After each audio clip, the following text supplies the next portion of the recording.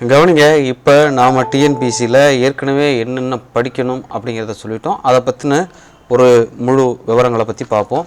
இப்போ இதெல்லாம் பேசிக் தான். ஒரே ஒரு குறியுடைய இரு முழுக்களின் கூட்டல், அதாவது ஒரே குறினா இப்போ ப்ளஸ்ஸு இருக்குது, ப்ளஸ் நம்பர் இருக்குது, ப்ளஸ் நம்பர் இருக்குது. இந்த ரெண்டு நம்பரையும் நம்ம கூட்டணும் அப்படின்னு சொன்னால் அந்த இரு எண்களினுடைய கூடுதல் இதை வந்து நம்ம என்னவா எழுதணும்னா இதை கூட்டித்தான் எழுத முடியும். ரெண்டும் ஒரே குறியாக இருந்தால் மைனஸையும் நாம் கூட்டி தான் எழுதணும்.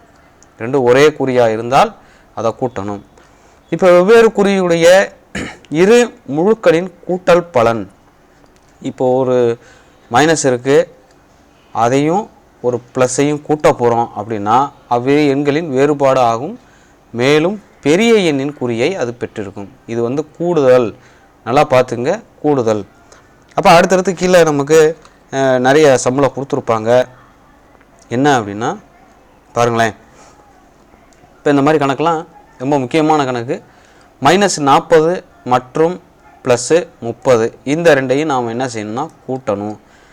ஆல்ரெடி சொல்லிட்டாங்க இல்லையா, வேறு வேறு குறி அப்படிங்கும்போது பெரிய எண்ணினுடைய குறி கண்டிப்பாக இருக்கணும். அப்போ -10 வருதா?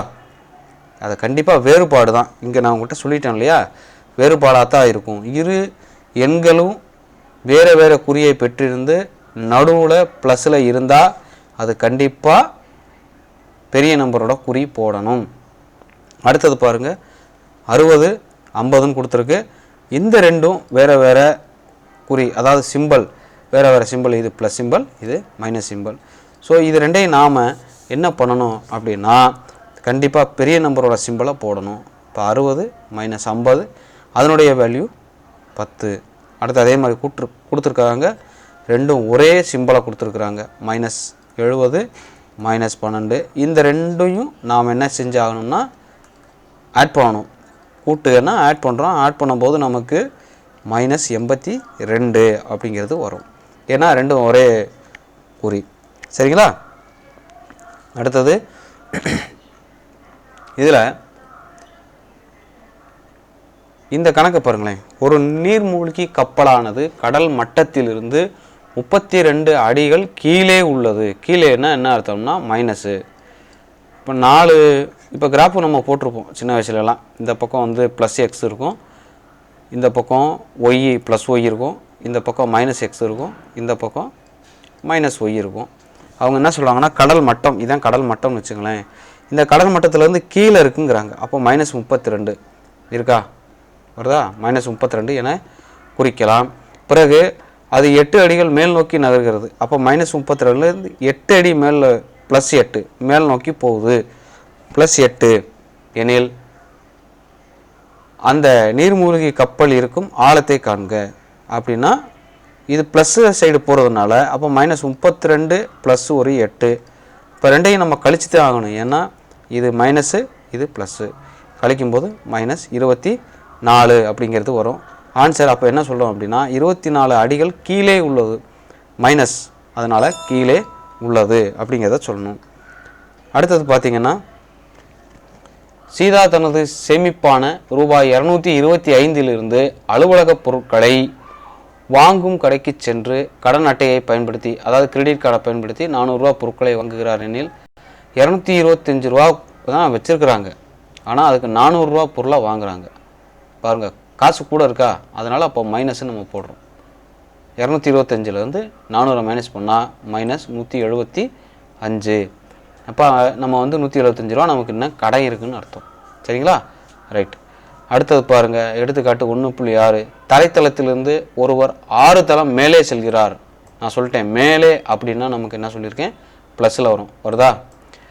மேலும் அவர் 6 தளம் கீழே இறங்குகிறார். திருப்பி 6 தளத்திலிருந்து கீழே இறங்குறாரு அப்படின்னா இப்போது அவர் எந்த தளத்தில் உள்ளார்? 0ங்கும்போது தரைத்தளத்தில் இருப்பார். மேலே 6 கீழே 6, அப்போ மைனஸில் நடுவில் தான் நிற்பார் இல்லையா? சரி. இப்போ இந்த கூட்டல் பண்பு, இந்த கூட்டல் பண்பு, பெருக்கல் பண்பு, கழித்தல் பண்புங்கிறது நமக்கு நேரடியான கேள்விகள் கிடையாது நமக்கு டிஎன்பிசியை பொறுத்த வரைக்கும். ஆனால் கண்டிப்பாக நம்ம இதை தெரிஞ்சுக்கிற வேண்டிய அவசியம் உண்டு.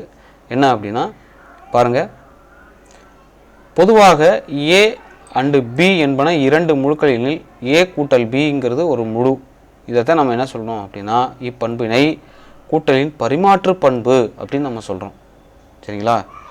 பரிமாற்று பண்புனா எப்படி இருக்கும் பாருங்கள். A plus B equal to B plus A மாற்றி போட்டாலும் ரெண்டும் சமமாக இருக்கும். ஆனால் இப்போ இதில் நமக்கு வந்து முழுக்கள் அப்படிங்கிறதுனால ப்ளஸ்லேயும் இருக்கும் மைனஸ்லேயும் இருக்கும். இருக்கான்னு நம்ம பார்க்குறோம். இருக்கா? -18 இருக்கா? இதுலேயும் -18 வருதா? ஸோ அப்போ ரெண்டும் சமமாக இருக்கும். பரிமாற்று பண்புகளில் எப்போவுமே சமமாக இருக்கும். சேர்ப்பு பண்புனா 3 நம்பர் சேரும். A plus B plus C 3 number சேரும். கூட்டல் சமணிங்கும்போது நமக்கு 0 சேர்ப்போம். சமணி உறுப்புனா 0 சேர்ப்போம். ஒரு நம்பரோட 0வோட கூட்டுவோம். கூட்டல் சமணிங்கிறது. இதே பெருக்கல் சமணினா 1. சரிங்களா? சரி, இதுதான் இந்த இதில் கொடுத்துருக்கக்கூடிய ஒரு 3 வெரைட்டி. ஒன்று பரிமாற்று பண்பு, இன்னொன்று சேர்ப்பு பண்பு, இன்னொன்று சமணி. சரிங்களா? இப்போ இதெல்லாம் நமக்கு அவசியமான கண்டிப்பாக அவசியம் இருக்கும். மேக்ஸிமம் 1-2 கேள்வி கேட்கலாம், வாய்ப்பு அதிகம். இப்போ பாருங்கள், இந்த பயிற்சி 1.1ல் நம்ம இதை பார்ப்போம். இந்த கோடிட்ட இடங்களை பற்றி பார்ப்போம். இப்போ -30 ப்ளஸ்ஸு இதில் ஏதோ ஒரு நம்பரை கூட்டும்போது நமக்கு 60 கிடைக்குது. ரொம்ப பெருசாலாம் ஸ்டெயின் பண்ண வேண்டியதே இல்லை. இந்த 30 இந்த பக்கம் போகட்டும். போனால் என்ன போகும்? இந்த -30 அந்த பக்கம் போச்சுன்னா +30. அப்போ 60 + 30 அதோட மதிப்பு 90. அப்போ இந்த இடத்துல 90 அப்படின்னு வரணும். சரிங்களா? இது -52, இதுவும் -52. 2 குறிகள் ஒரே மாதிரி இருக்கும்போது அதனுடைய கூடுதல் அப்படின்னா 2 குறியும் ஒரே மாதிரி இருக்கக்கூடிய போட்டுட்டு ரெண்டையும் கூட்டணும். 52 + 52 104. சரிங்களா? சரி, இந்த இடத்துல நாம் 0ன்னு எழுதிடுவோம். ஆனால் அது தப்பு, மிகப்பெரிய தப்பு. அதுதான். இப்போ இதை எப்படி எழுதணும் அப்படின்னா நல்லா கவனிங்க. இங்கே இந்த -70 இந்த பக்கம் வரும்போது என்ன மாறும்? +70 மாறுமா? அப்போ 70 + 70 140. ஆன்சர் வந்து 140. இப்போ பாருங்கள், இது ஒரு நம்பர் ப்ளஸில் இருக்குது, ஒரு நம்பர் மைனஸில் இருக்குது. அப்படிங்கும்போது இதை நாம் கண்டிப்பாக கழித்து தான் ஆகணும். அப்போ 75ல் 25 போச்சுன்னா மிச்சம் 50. சரிங்களா? இப்போ இந்த கூட்டல் பரிமாற்று பண்பு சேர்ப்பு பண்புன்னு நம்ம சொல்லியிருந்தோம் இல்லையா? அதுதான் இந்த இடத்துல வரும். நல்லா பாருங்கள், -3 + -12 + -77 இருக்குது. இங்கே -12 -77 மட்டும் இருக்குது. மிச்சம் எதுவும் இல்லை, -3 மட்டும் இல்லை. அதனால் -3. இங்கே பாருங்களேன், நல்லா பாருங்களேன். இந்த இடத்துல -42 இருக்குது. இங்கே நடுவில் நம்பர் இல்லை, ஆனால் இங்கே நடுவில் நம்பர் இருக்குது. என்ன நம்பர் இருக்குது? 15. அதை அப்படியே எழுதிட வேண்டியது, அவ்வளோதான். ஏன்னா எப்போவுமே சேர்ப்பு பண்பை பொறுத்த வரைக்கும் இந்த பக்கம் ப்ராக்கெட் இருந்தால் அடுத்ததில் அந்த பக்கம் ப்ராக்கெட்டில் இருக்கும். எப்படி எழுதுவோம் அப்படின்னா A + Bயில் ப்ராக்கெட் இங்கே கொடுத்துருந்தா அடுத்த பக்கம் B + Cயில் இருக்கும். இதுதான் சேர்ப்பு பண்பு. சரியா? அப்போ இந்த இடத்துல நம்ம ஈஸியாக கண்டுபிடிக்கிறதுக்கான வாய்ப்பு அதிகம். அதே மாதிரி இந்த -π அந்த பக்கம் வந்துச்சுன்னா +π மாறும். அப்படி மாறும்போது -100 + 5 ரெண்டையும் கழித்து தான் ஆகணும். ஏன்னா இது மைனஸில் இருக்குது, இது ப்ளஸில் இருக்குது. ரெண்டையும் நாம் என்ன செய்ய போகிறோம்? கூட்ட போகிறோம். அப்படி கூட்டும்போது நமக்கு 95 அப்படின்னு வரும். ஏன்னா ரெண்டும் வேறு வேறு குறினால் 95 வரும், -95. அப்போ இந்த இடத்துல -95. இப்போ பாருங்கள், இங்கே 0ன்னு கிடைக்கிது ஆன்சரு. இந்த -22 அந்த பக்கம் போச்சுன்னா +22 ஆகும். அப்போ 0 + 22. அப்போ ஆன்சர் வந்து நமக்கு 22. ஃபஸ்ட்டு இது ரெண்டையும் கூட்டுங்க. 20 + 80 எவ்வளோ வரும்? 100 வருமா? இந்த இடத்துல நமக்கு எதுவுமே தெரியாது, என்ன வரும்னு தெரியாது. அப்போ இந்த 100 அந்த பக்கம் வரும்போது -100 மாறுமா? அப்போ 0 - 100. அப்போ இது சின்ன நம்பரு, இது பெரிய நம்பரு, கழிக்க முடியாது. கண்டிப்பாக பெரிய நம்பருடைய அடையாளம் போடணும். அப்போ -100. அப்போ ஆன்சர் வந்து இங்கே -100 அப்படின்னு எழுதணும். அதே மாதிரி இந்த இடத்துல -171. ஏன்னா -171 +171 கூட்டினா தான் நமக்கு 0ங்கிறது கிடைக்கும். இது வரைக்கும் நமக்கு இந்த கோடிட்ட இடங்களை பற்றி பார்க்குறோம். இப்போ வந்து கீழ்கண்டவற்றை கூட்டுக, எண்கோட்டை பயன்படுத்தி. எண்கோடு பற்றி நமக்கு கேட்க மாட்டாங்க, மேக்ஸிமம் இந்த மாதிரி தான் நமக்கு கேள்விகள் இருக்கும். -100 ப்ளஸ்ஸு -10 இந்த மாதிரி டைரெக்டான கேள்வி இருக்குமானா டைரெக்டாகவும் கேள்வி இருக்காது. ஆனால் பெரிய பெரிய சம்ஸ் எல்லாம் போடுறதுக்கு இது நமக்கு கொஞ்சம் ஹெல்ப்ஃபுல்லாக இருக்கும். அப்போ -100 -10 ரெண்டும் ஒரே குறினால இந்த ரெண்டு ஒரே குறியை கூட்டுறதுனால நமக்கு என்ன வரும் அப்படின்னா 110ன்னு வரும். ஏன்னா இரண்டும் ஒரே குறி கூட்டணும், கூட்டும்போது மைனஸ் போடணும். அதே மாதிரி பாருங்கள், இங்கே ப்ளஸ்ஸு இது மைனஸு. ஸோ 82ல் 75 போச்சுன்னா மிச்சம் 7 வரும். 7 பெரிய நம்பரோட சிம்பல் ப்ளஸ்ஸு. சரியா? அதே மாதிரி இந்த பக்கம் பார்த்தீங்க அப்படின்னா 20 - 72, அதாவது ரெண்டை கூட்டுறோம். இது வந்து ப்ளஸ்ஸு இது மைனஸு. அப்போ கண்டிப்பாக கூட்ட முடியாது, கழிச்சு தான் ஆகணும். அப்போ 72ல் 20 போச்சுன்னா நமக்கு 52. பெரிய நம்பரோட சிம்பல் மைனஸு. அப்போ இதனுடைய மதிப்பு -52. இது ரெண்டும் ஒரே குறி. தெரியுதா?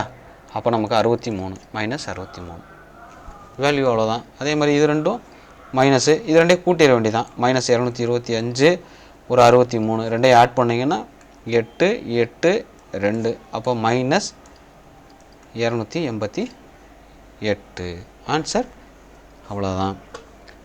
அடுத்து வந்து நமக்கு கேள்விகள் கொள்குறி வகை கேள்விகளில் மேக்ஸிமம் நமக்கு இருக்கும்.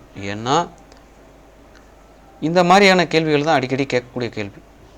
நண்பகல் 12 மணிக்கு ஒரு இடத்தின் வெப்பநிலை +18 டிகிரி செல்சியஸ். வெப்பநிலை மணிக்கு 3 டிகிரி செல்சியஸ் குறைந்தால் அவ்விடத்தின் வெப்பநிலை -12 டிகிரி செல்சியஸாக இருக்கும். எத்தனை மணிக்கு -12 டிகிரி செல்சியஸாக இருக்கும்னு சொல்கிறாங்க.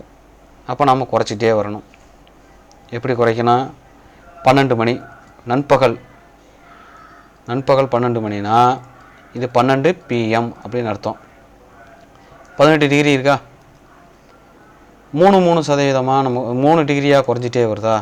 அப்போ 18 டிகிரிலேருந்து 3 குறைஞ்சிரும். அப்போ 15 டிகிரி, திருப்பி 3 குறையும், 12 டிகிரி.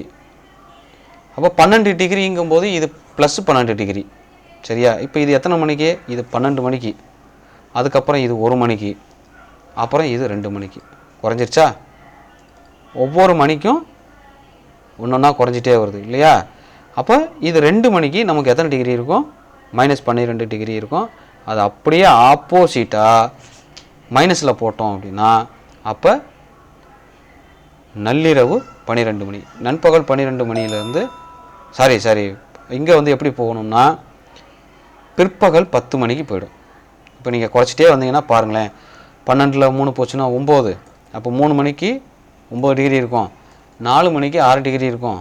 சரிங்களா? 5 மணிக்கு 3, அடுத்து 6 மணிக்கு 0ல் வந்துடும், 7 மணிக்கு -3, 8 மணிக்கு -6, 9 மணிக்கு -9, 10 மணிக்கு நைட்டு 10 மணிக்கு தான் -12. அப்போ -12 வரணும்னா எத்தனை மணிக்கு வரணும்? 10 பிற்பகலுக்கு வரணும். நள்ளிரவு 12 மணி எழுதிடக்கூடாது. இங்கே கேள்வி என்ன அப்படின்னு கேட்டிங்கன்னா, குறை முழுவை விடையாக கொண்ட கணக்கை கண்டறியன்னு கேட்டிருக்காங்க. இப்போ இதில் குறை முழு வரணும். இப்போ இது ரெண்டையும் கூட்டணும் அப்படின்னா 15 14, ஏன்னா ரெண்டு ஒரே சிம்பிள். -14 + 6னா நமக்கு என்ன வரும்? -8ன்னு வருமா? அப்போ இது ஓகே, ரைட், இருக்கட்டும். அடுத்து இங்கே பார்க்குறோம், இந்த ரெண்டையும் பார்க்கும்போது -12 -6னா -18ன்னு வந்துடும். அடுத்து +18 ரெண்டையும் சேர்த்தோம்னா 0. இப்போ பாருங்கள், 10 × 2 12, 12ல் 4 போச்சுன்னா 8. அப்போ இது ப்ளஸில் இருக்குது. இவங்க என்ன கேட்டிருக்காங்கன்னா நெகட்டிவ் நம்பர்ஸ் இருக்கணும். அடுத்து இங்கே பார்க்குறோம், இது ரெண்டையும் போகும்போது இது ப்ளஸில் இருக்குது, இது மைனஸில் இருக்குது. அப்போ கண்டிப்பாக மைனஸ் பண்ணி பெரிய நம்பரோட சிம்பிள் போடணும். 8ல் 4 போச்சுன்னா 4 ப்ளஸ்ஸு ஒரு 10 14. அப்போ இதுவும் ப்ளஸில் இருக்குது. அப்போ இதுவும் ஆன்சரில், இதுவும் ஆன்சரில், இதுவும் ஆன்சரில். அப்போ இது ஒன்று தான் ஆன்சரு. அடுத்து என்ன கேட்குறாங்க? -10ஐயும் +7ஐயும் நம்ம என்ன பண்ணணும்? ஆட் பண்ணணும். ஆல்ரெடி உங்களுக்கு தெரியும், ரெண்டும் வேறு வேறு சிம்பிளுங்கிறதுனால ரெண்டையும் ஆட் பண்ண முடியாது. மைனஸ் பண்ணிவிட்டு பெரிய நம்பரோட சிம்பிள் போடணும். அப்போ -3 ஆன்சர். அவ்வளோதான். குழப்புறதுக்கு எவ்வளோ கேள்வி இருக்குது பாருங்கள். இங்கே பாருங்களேன், இங்கே -8 ஒரு -2 ரெண்டையும் ஆட் பண்ணி ஆகணும். ஏன்னா ரெண்டும் வேறு வேறு சிம்பிள் இல்லையா. அப்போ -10ன்னு வருதா, -10 + 10. அப்போ ரெண்டையும் ஆட் பண்ணிங்கன்னா 0 தான் வரும். இப்போ ஆன்சர் 3. இங்கே பாருங்கள் -9க்கும் +9க்கும் கேன்சல் ஆயிரும். ஏன்னா 0 ஆயிரும், அதனால் கேன்சல் ஆயிரும். மிச்சம் இருக்கிறது 20 மட்டும்தான் இருக்கும். அப்போ ஆன்சர் 20. அவ்வளோதான்.